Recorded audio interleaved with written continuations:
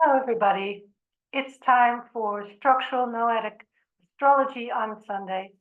I'm Charlotte Wenner, and today I'm going to talk to you about some interesting aspects of Kamala Harris's chart, as well as that of other past presidents, in order to find the pattern, which includes the Black Moon axis, the lunar nodal cross, and Chiron.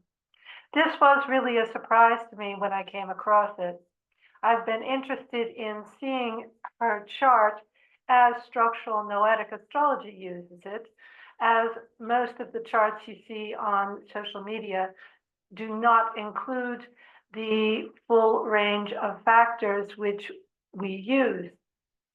And indeed, when I finally did make her chart, I was struck by the similarity that her horoscope has with not only Joe Biden's, but also Barack Obama. So this inspired me to do a little bit of research into the prominence of the Black moon axis, the lunar nodal cross, and Chiron in past presidential horoscopes with both Democrats and Republicans. I've come across with some interesting conclusions. Let me share my screen with you.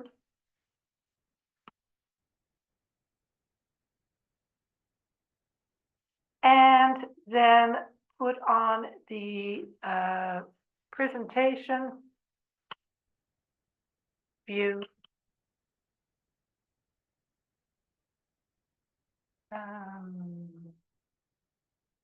Which is not as easy as it should be.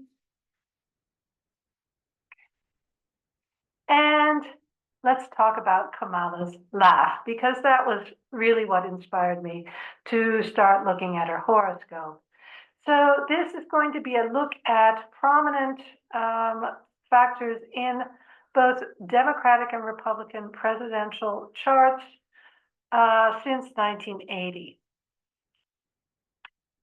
So to begin with, to my surprise, Kamala Harris's horoscope resembles that of Barack Obama in several uncanny ways.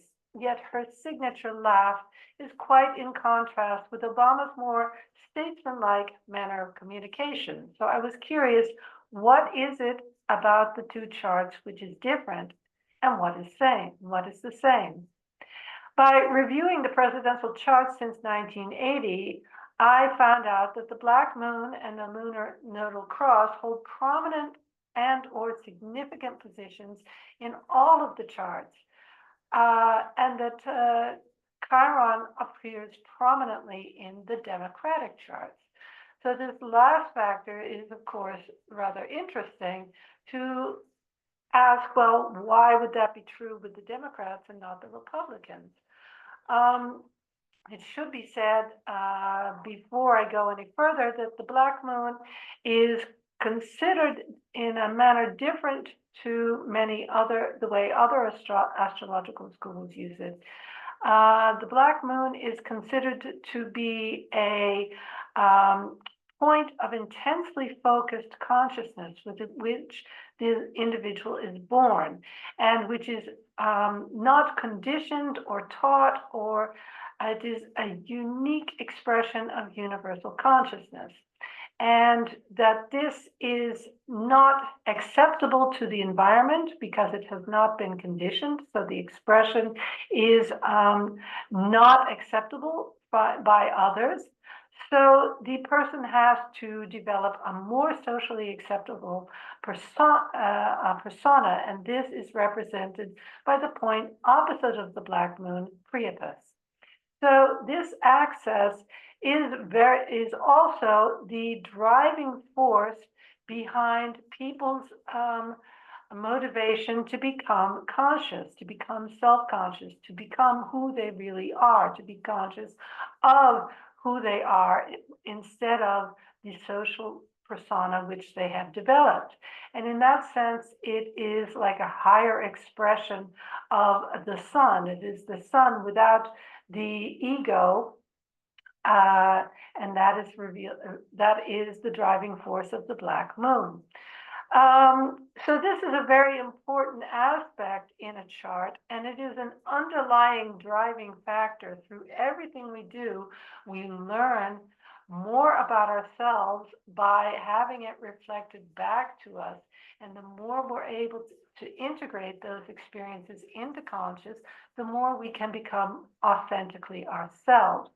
The lunar nodal cross includes, of course, the north and the south nodes, which are associated with the north node being a more solar masculine expression of achievement in some manner, and whereas the south node is that which we have one way or another already learned, is already very capable in, and we don't have to work at all to be able to use this aspect. And the northernmost point in the lunar orbit is called, the square to this axis is called a bending in the past, and is in structural astrology called the dragon.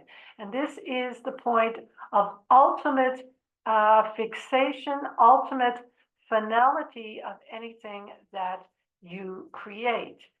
Or that is you make, or your achievements in this lifetime. And the southernmost point is called, that bending is called the beast, and that is the completely unformed energy which inspires one to create. It is the impulse of sudden inspiration which causes us to want to manifest something. So these axes are prominent in all of the horoscopes, usually in combination with each other, whereas only Chiron is prominent in the Democrats. And Chiron is normally associated with the archetype of the wounded healer, or representing some kind of wound or Achilles heel in the person. And the invitation is to heal that aspect within oneself, so that by example, one is able to heal others, or to actively work to heal others. Now, that this is associated with Democratic presidents is particularly interesting in line of the speculation more recently that there is some kind of wound within the Democratic Party itself. And it's interesting to see that this comes so prominently in those presidents' charts. You may say, if you are democratically inclined, that the Democrats are more inclined to want to help out the sick, the needy, those who are less fortunate. At the same time, it is within their own chart, and the question is, to what degree have they consciously healed the wound within themselves? It is a common experience of mine in my consultations to have people who are in some form of the helping professions, of therapy or some counseling or something like that, and they have a big drive to want to help other people, but they have not actually paid sufficient amount of attention to the wounds which they still carry, and which leaks out into their therapeutic relationships. So this is an interesting point in the charts of the Democratic presidents. So I decided to take a look at the presidential charts in the two parties since 1980, and I'd like to go through those similar points with you now. So first of all, as I said, I was inspired by the charts of, or the similarities, I should say, between the charts of Kamala Harris here on the left and Barack Obama on the right. And what struck me was the fact that their ascendant, that is the the face that you put on to when you interact with people, with others, what's known as the personality, and it could rightfully be called perhaps the mask, with Priapus there, is in both of these charts. And I found this particularly interesting since Barack Obama was obviously the first person of color to become president, and Kamala Harris is the first person of color to be vice president, and if she is elected, to be the first woman of color to become president. So I found that rather interesting that this factor of adapting to what people want in the expression of themselves in their interactions with others is so prominent in both of these charts. And that struck me, and that's what motivated me to look further.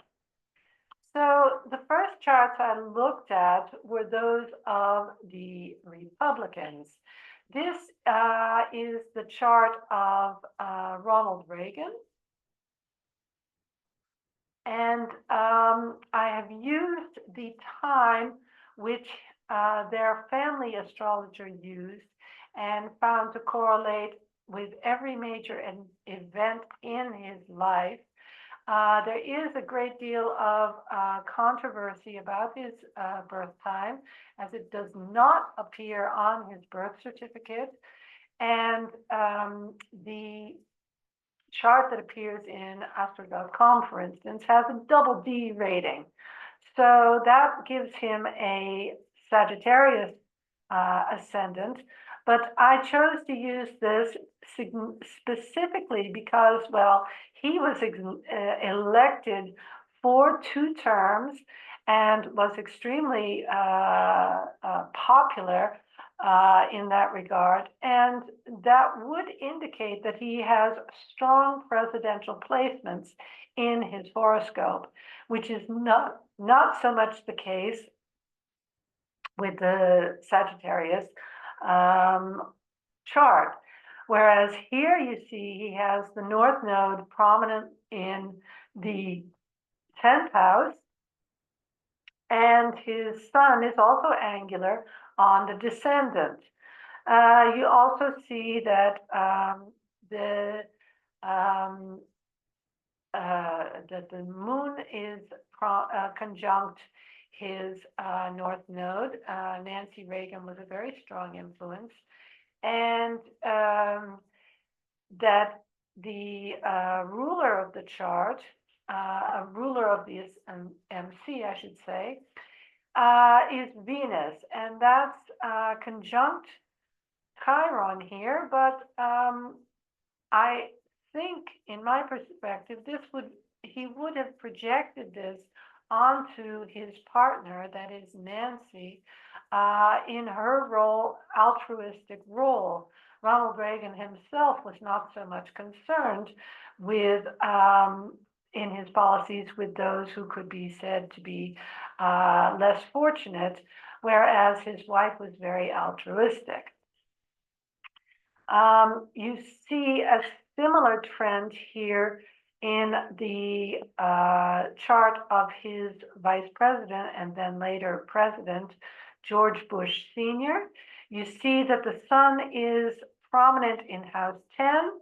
It's conjunct, widely conjunct the black moon, and even one of the lunar nodal cross points is in the 10th house as well, that of the beast. He's got the northern node on the ascendant. He's got Priapus, the dragon, in house 4.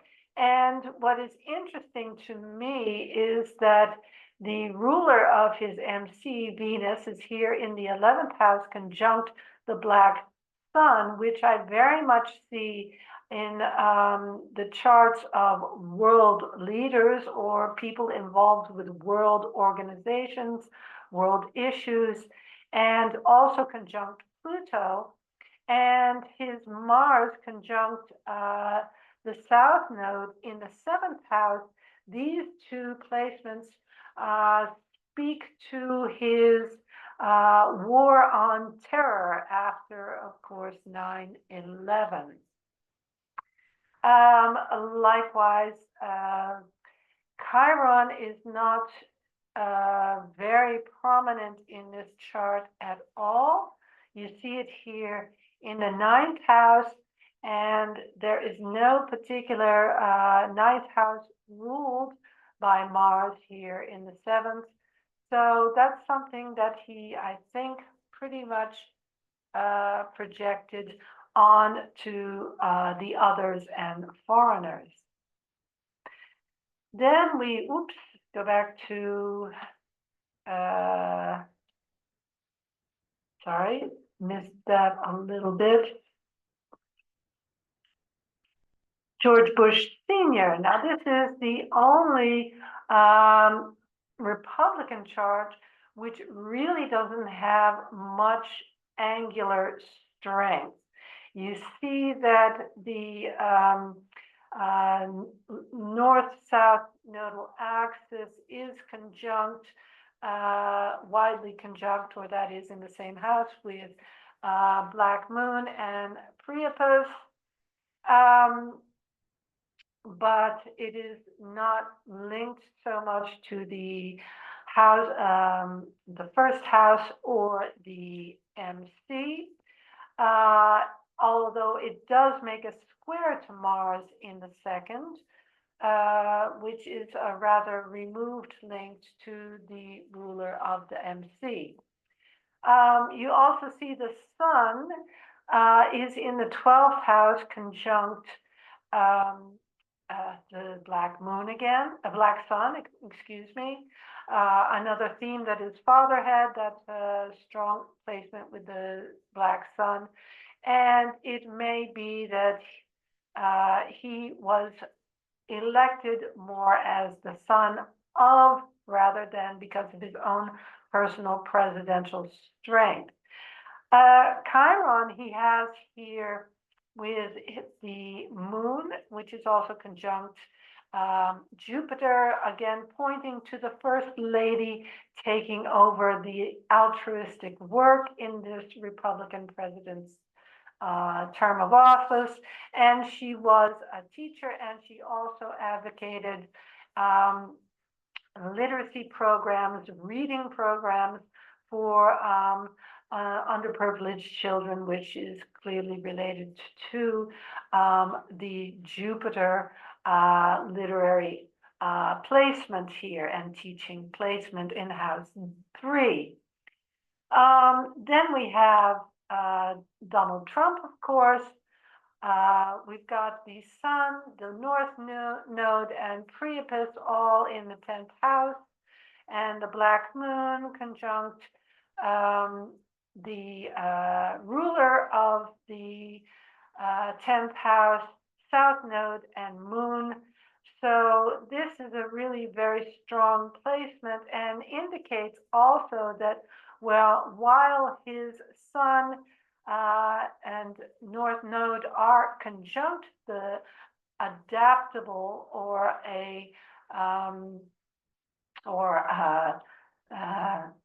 adaptable or conditioned or imitative aspect of Priapus, the link to the ruler of the 10th house, the conjunction of Persephone, the counterpart to Venus, the Black Moon, and shows that he's going to be integrating his own unique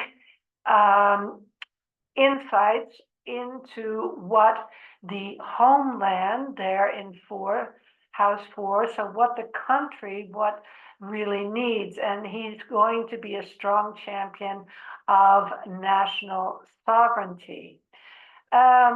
You also see that the part of fortune is on the 7th house cusp, indicating that others. In this sense, the people are going to be the biggest source of support. He was, in his first term of office, he was not initially the choice of the Republican Party, but popular demand put him into his position. Also interesting is that you see that the ruler Venus is also of the MC is also conjunct Saturn, and this is square the Jupiter and Chiron aspect in 2. This, I think, is more related to the difficulties he's had in his financial work. He's been bankrupt several times, as well as achieving fortunes in the past. We see also with the Mars on the ascendant that his manner of speaking is very brash and sometimes impulsive and can alienate people. So the conclusions from these charts is that the Republican Party tends to favor Leo ascendants. Every one of these presidents has had a Leo ascendant. The ruler of the sun, the ruler of the ascendant, the sun, is in aspect to either the North Node, the Black Moon, or both. The Black Moon and the North Node are either conjunct with each other, the ascendant in or in aspect to the MC. Only George Bush Jr. does not have an angular sun, Black Moon, or North Node, and the Chiron is conjunct more feminine indicators in the chart of Venus or the Moon, in most cases, indicating that the First Lady will be acting as healer. Then we go on to the first Democrat in the row, and you see that he's got Chiron in the first house, and his lunar node is not angular. This is a rather a break from tradition. However, his North Node is conjunct Priapus, giving the South Node conjunct his Black Moon. And you see Persephone there again, which is the other ruler of the ascendant. So in that indirect way, there is a first house or an angular connection. But what is interesting, of course, is that Chiron is very much connected to the ruler of his chart, Venus. You see that Mars and Neptune are also involved in this configuration, as well as Jupiter, and the Monica Lewinsky affair most certainly damaged any possible hope he might have had for getting re-elected. Also, you see the Black Moon Sun in prominent on his MC. He and Hillary went on to start the Clinton Foundation, which is probably, I think, the highest or second highest contributor to the World Health Organization, and is very active in charitable work. Then you have Barack Hussein Obama again. You see this angular Chiron here in the first house, conjunct the southern node and Priapus, and a very strong stellium around the Black Moon and the descendant, including the Sun, Uranus, the North Node, and Pluto. So in this case, the Chiron really seems to indicate that Obama probably learned to be very socially acceptable in how he expressed himself in his office. He was always very well spoken. You never caught him with the gaps that more recent candidates and presidents have illustrated. The family, there was never any scandal, so he learned very early, probably owing to the past, what he learned to do from the past, probably very young as a child, to adapt in a way. And at the same time, the sun with his black moon here provided a very strong impetus, and the North Node to allow himself to integrate his authentic self into his identity. And he also, with the Uranus and Pluto there, was able to achieve extremely new, a great position in his life. I believe he was the first Black president also of the Harvard fraternity there, which was absolutely unprecedented. First Black president, very breakthrough positions that he was able to achieve. And this also was all probably assisted by the way that he was able to get along with people, based in the way he was able to heal any inferiority or whatever he might have felt as a young child, and to do this. And you see that he has the Scorpio MC with the dragon there, which is an extremely powerful position as well, so indicating that he would have been, although despite, excuse me, having some problems here, getting rid of this, despite his agreeableness, that he was very firm in his positions. You see the Pars Fortuna in that house 10, indicating a very strong position of leadership. And you see here the moon is also very closely integrated into the lunar nodal cross, and Michelle Obama was also a very strong presence. Then you see, can't get rid of this.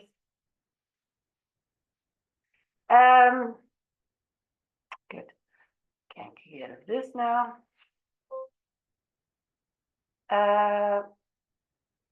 So Joseph Biden was able to become president on the coattails of Obama. He does not have a particularly strong first house. His sun is in house 12. He does have the North Node at the zenith, conjunct Chiron. And you see also the Saturn and Uranus beast conjunction here. And this is, again, the only situation where we don't have the black moon in a particularly prominent angular place, or conjunct the lunar nodal cross. And you see that his Chiron there is very much visible to the world at large. And you see that you've got the moon here, and in house 5, and that was perhaps an area where he had a bit of a Achilles heel here, and with his children, that is. But basically, you see that he hasn't got a very strong presidential placement of his sun or the black moon axis. Only Chiron is conjunct there with the nodes, and he got to be known as a rather sick, infirm president. So the conclusions are that Chiron is very strongly placed in houses 1, 10, or in Biden's case, the zenith. The conjunctions of the Black Moon and Priapus and lunar nodal cross is true of every vice president or president except Joe Biden. And Barack Obama's Priapus conjunct ascendant and Biden's house 10 with Chiron are both mirrored in the chart of Kamala Harris. So I'd like to give you a little bit of a look at what people are talking about with Kamala's laugh and her word salad. Doesn't seem to want to turn on here, but that's all right because I probably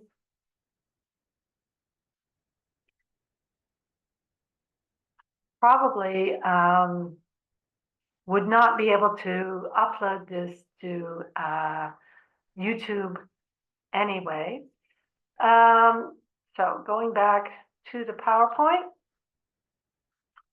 So Kamala's word salad, and her laugh has become very much the point of jest in social media.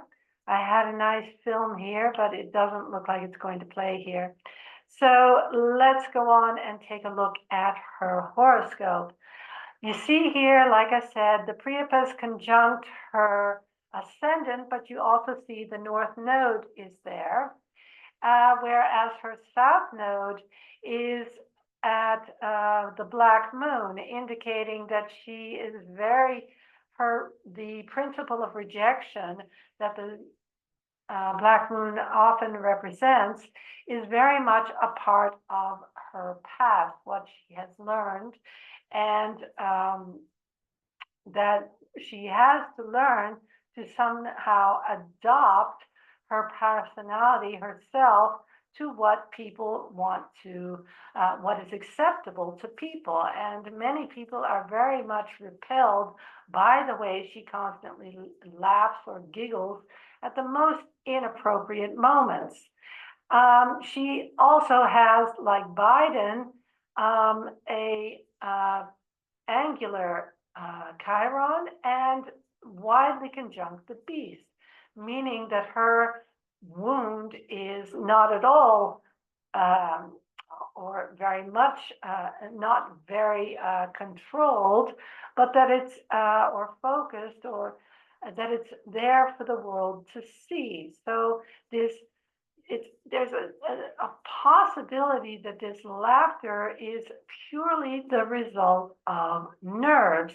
And this is sort of supported by the aspects that the ruler of her chart, Mercury, out of sign conjunction with Sun, makes with the ruler of,